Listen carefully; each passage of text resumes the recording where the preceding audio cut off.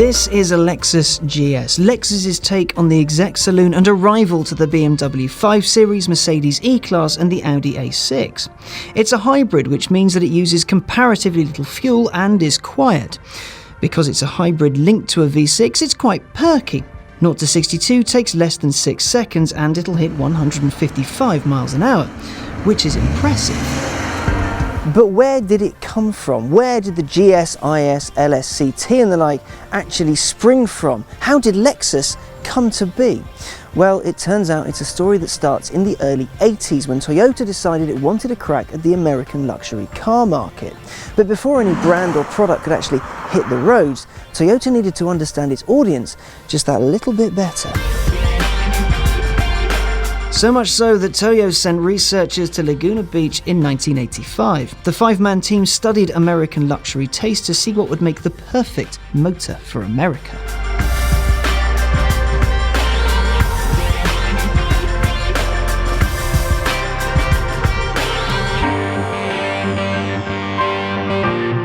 The Lexus brand name and logo was launched at the 1988 LA Motor Show.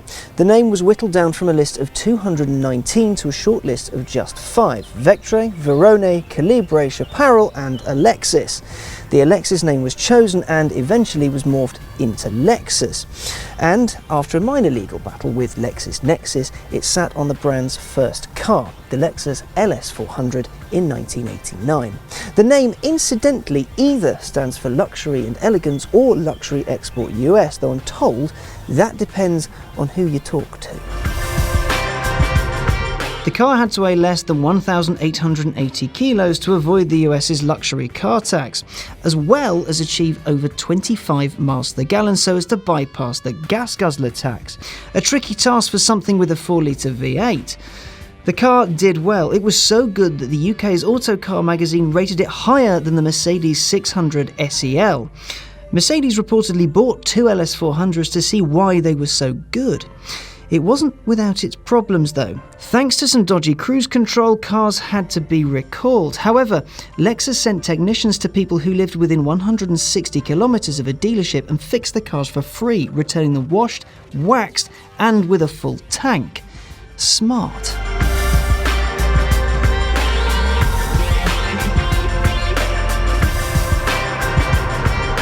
After years of growth and development, including the launch of the GS and the sporty SC400 Coupe, Lexus, alongside other Japanese manufacturers, was doing rather well. So well, in fact, that in 1995, US Trade Representative Mickey Canton decided he was going to raise the import duty on 13 Japanese models, 5 made by Lexus, from 2.5 to 100%.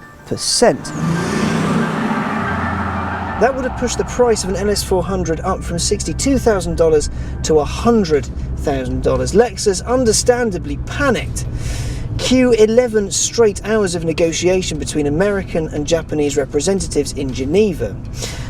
Luckily, an agreement was reached and the rise was scrapped just hours before it was due to come into effect.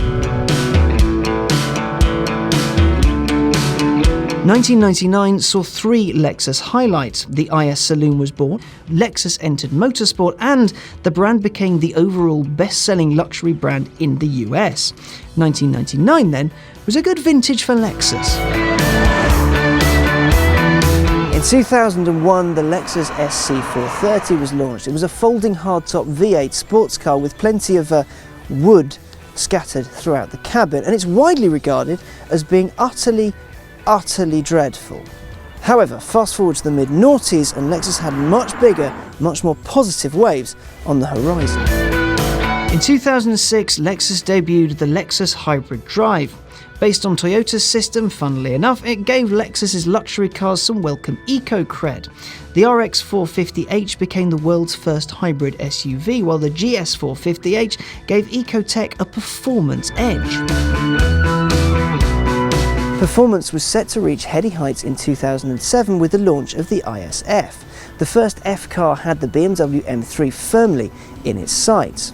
It came with a 5-litre 417 brake horsepower V8, an aggressive body kit and quad exhaust, and it was pretty badass, but it never made the M3 quake in its boots quite as Lexus intended. But in the end though, that didn't matter, because there was something much bigger and much faster on the way. After 2 concepts, the Lfa Supercar was launched in 2010.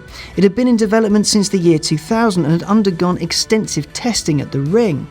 Only 499 would ever be made. Each had a 4.8-litre V10 which revs so quickly that a normal rev counter couldn't keep up with its engine, so a digital readout was used instead.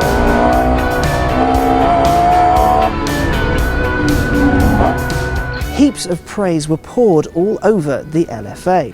What Lexus had done was prove that Japanese engineering and styling could take on the likes of Ferrari, Aston Martin, Lamborghini and Porsche and come away unscathed. The last Lfa was sold in 2013 and it was a super rare Nürburgring edition.